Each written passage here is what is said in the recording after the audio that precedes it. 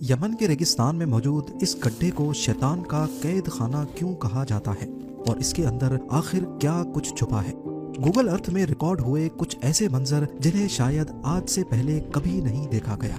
Iraq में American drone strike से लेकर गाजा में इजरायली बॉम्बिंग तक कुछ अनोखे मंजर तो कुछ ऐसे जिन्हें बयान करना मुश्किल है।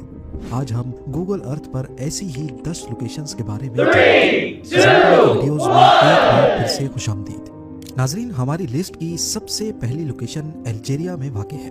सहारा डेजर्ट में जहां दूर दूर तक सिर्फ टीलों का समंदर है, यहां रेत के ऊपर एक अनोखा गोल स्ट्रक्चर खड़ा है जिसकी हिस्ट्री आज तक किसी को मालूम नहीं पड़ी। कसार दरा नामी ये स्ट्रक्चर अल्जीरिया के तिमी मोम टाउन में वाक़ है, जहां पहुंचने के लिए जिद्दतों और मुश्किलात से भरपूर सफर करना पड़ता है। 35 मीटर की गोलाई में फैला हुआ और 2 मीटर ऊंची दीवारों का ये स्ट्रक्चर कोई किला था या घर या फिर कोई मुसाफिर खाना, इसका अंदाजा लगाना काफी मुश्किल है। गौर किया जाए तो इसकी 2 दीवारें हैं। बाहर वाली पत्थर और मिट्टी से बनी है जबकि अंदर वाली सिर्फ मिट्टी की दीवार है। इसके अंदर कमरों की दीवारें दिखाई देती हैं और फ्रेश एयर के लिए छोटी छोटी खिड़कियां भी, लेकिन ये खिड़कियां सिर्फ अंदर वाली दीवार में देखी जा सकती हैं। ऐसा ख्याल किया जा रहा है कि हजारों साल पहले शायद ये मुसाफिर खाना था, उन ट्रैवलर्स के लिए जो ऊंटों पर सहारा को क्रॉस करते थे। दूसरी लोकेशन के लिए हमें चलना होगा यमन के रेगिस्तान में, जहां जमीन में 30 मीटर चौड़ा एक ऐसा सुराख है जिसे लोकल्स शैतान का जेल या फिर नर्क का कुआं कहते हैं। वैसे इसे वेल ऑफ बरहूत का नाम दिया गया है। इसके पास से गुजरने पर गंदी बदबू के भपकारे आते हैं जो तबीयत खराब कर सकते हैं। आज तक किसी को ये नहीं मालूम था कि इसके अंदर क्या है, लेकिन हाल ही में कुछ केव एक्सप्लोरर्स ने इसके अंदर जाने का फैसला किया। 100 फीट नीचे उतरने के बाद यहाँ सांप मिले, मरे हुए जानवर थे और हजारों सालों से पानी गिरने की वजह से यहाँ केव पर्ल्स बन चुके थे। यहाँ रहने वाले लोग इस कुएं के पास से गुजरना पसंद नहीं करते और ना ही इसके बारे में बात करते हैं। अब रुख करते हैं इराक के शहर मोसूल का, जो अक्सर अमेरिकन ऑपरेशन के निशाने पर होता है। 2016 और 2017 में यहाँ ISIS के खिलाफ बैटल ऑफ मोसूल चल रही थी, जिसमें US military MQ-9 reaper drone के जरिए ISIS के ठिकानों पर हमले कर रही थी। ऐसा ही एक हमला हैरत अंगेज तौर पे गूगल अर्थ में भी रिकॉर्ड हुआ है। 19 जनवरी 2017 को ली जाने वाली पिक्चर में टिग्रिस रिवर के ऊपर MQ-9 रीपर देखा जा सकता है। ये ड्रोन किस मकाम पर हमला करेगा, इसका इशारा हमें सैटेलाइट की अगली फोटो में मिलता है, जो 5 दिनों के बाद 24 जनवरी 2017 को ली गई। ठीक इस लोकेशन पर 2 सुराख नजर आ रहे हैं जो इस ड्रोन गुजरने से पहले यहाँ मौजूद नहीं थे, और जिस वक्त ये ड्रोन यहाँ से गुजरता हुआ देखा गया, उस वक्त हमले की जगह पर एक बोट रिवर के किनारे पर देखी जा सकती है, जिसके पास कुछ लोग खड़े हैं और थोड़ा दूर एक गाड़ी भी खड़ी है।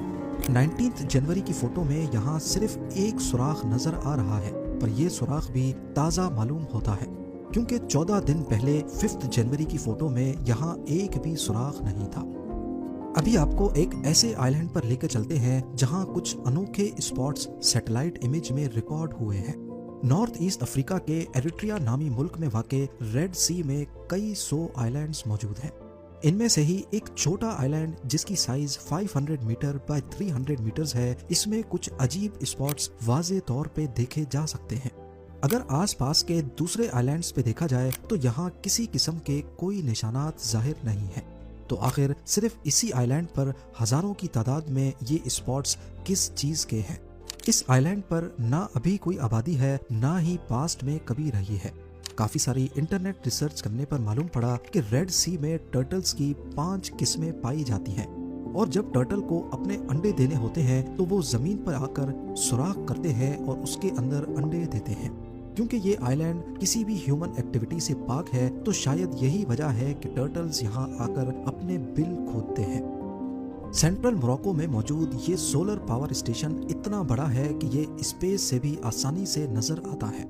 नूर सोलर पावर स्टेशन टोटल 4500 एकड़ पर बना हुआ है, जिसमें 2 प्लांट तो सोलर पैनल से इलेक्ट्रिसिटी बनाते हैं, जबकि एक कंसंट्रेटेड सोलर प्लांट है। इसमें एक काफी ऊंचा सेंट्रल टावर होता है जिसका शेडो भी दिख रहा है, और इसके इर्द गिर्द हजारों मिरर्स लगाए गए हैं। ये मिरर्स सूरज के साथ साथ अपनी पोजीशन एडजस्ट करके सनलाइट को टावर के ऊपर रिफ्लेक्ट करते हैं। इस टावर के टॉप पर मोल्टन सॉल्ट होता है जो गर्म होकर टरबाइन चलाता है और फिर इलेक्ट्रिसिटी जनरेट होती है। ये दुनिया का सबसे बड़ा कंसंट्रेटेड सोलर पावर प्लांट है जो सैटेलाइट इमेज में काफी अनोखा मंजर पेश करता है। 2001 में कैप्चर की गई इस सैटेलाइट फोटो में यहाँ सिर्फ खेत दिखाई दे रहे हैं। ये पाकिस्तान के शहर एबटाबाद की एक खास लोकेशन है। यहाँ का अगला सैटेलाइट इमेज 9 मई 2010 का है जब यहाँ पर बहुत सारे घर बने देखे जा सकते हैं। ये वो घर था जहाँ उसामा बिन लादेन ने पनाह ले रखी थी।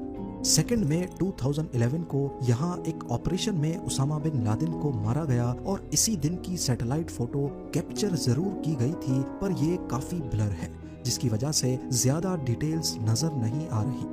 इस ऑपरेशन के फौरन बाद इस घर को गिरा दिया गया। बिफोर एंड आफ्टर का फर्क वाज़े तौर पे देखा जा सकता है। आज इस एरिया में काफी सारे नए घर बन चुके हैं, लेकिन ये पूरा कंपाउंड आज भी खाली पड़ा है। साउथ अफ्रीका की इस लोकेशन पर घने जंगलात के बीच से कॉन्गो रिवर गुजर रही है, लेकिन अगर हम 2017 की सैटेलाइट इमेज देखें तो यहाँ रिवर के किनारे पर कोई स्ट्रक्चर तैरता हुआ दिख रहा है। क्या है ये चीज जो सिर्फ 2017 में ही यहाँ मौजूद थी? ये पिक्चर इतनी ज्यादा क्लियर नहीं है कि इसको जूम किया जा सके। चैट जीपीटी से पूछने पर मालूम पड़ा कि ये गोल्ड माइनिंग का फ्लोटिंग डेक है। कॉन्गो में रिवर के किनारे पर इल्लीगल गोल्ड माइनिंग बहुत आम जाम है। यहाँ बहते हुए पानी में मिनरल्स के साथ साथ गोल्ड का पाउडर भी होता है। ये माइनिंग प्लांट पानी में मौजूद रेत को फिल्टर करके उसमें से गोल्ड निकालने के काम आता है। अथॉरिटीज की सख्ती की वजह से ये फ्लोटिंग डेक पोर्टेबल होते हैं। 1-2 महीने सोना निकालने के बाद ये लोग प्लांट को डिसअसेंबल करके कहीं और शिफ्ट कर देते हैं। हमारी अगली लोकेशन गाजा स्ट्रिप में है, जहां इजराइल की बम्बार्डमेंट्स का सबूत सैटेलाइट में भी रिकॉर्ड हुआ है। वैसे लोकेशंस तो बहुत हैं, लेकिन मैं सिर्फ आपको ये 3 दिखाना चाहूंगा। ये नॉर्थ गाजा में मौजूद आबादी की वो तस्वीर है जिसे 19 अक्टूबर 2023 को कैप्चर किया गया, लेकिन सिर्फ 1 महीने के बाद 24 नवंबर 2023 को इन लोकेशंस का हाल कुछ ऐसा हो चुका है। दूर दूर तक जहां भी देखा जाए घरों के घर और स्काई स्क्रैपर्स मलबे का ढेर बने हुए हैं। अगली लोकेशन लॉस एंजलिस की है। 11 जनवरी 2025 के इस सैटेलाइट इमेज में दिखने वाले ये बादल नहीं बल्कि उस वाइल्ड फायर का धुआं है जिसने पूरे 25 दिनों तक जलने के बाद दम तोड़ा। यहाँ तबाही का क्या आलम है, इसकी सैटेलाइट इमेज अभी तक अपडेट नहीं हुई। जापान के नॉर्थ ईस्ट में वाक़े बेरिंग सी है, जहां पर रशियन टेरिटरी में एक रिमोट आइलैंड मौजूद है।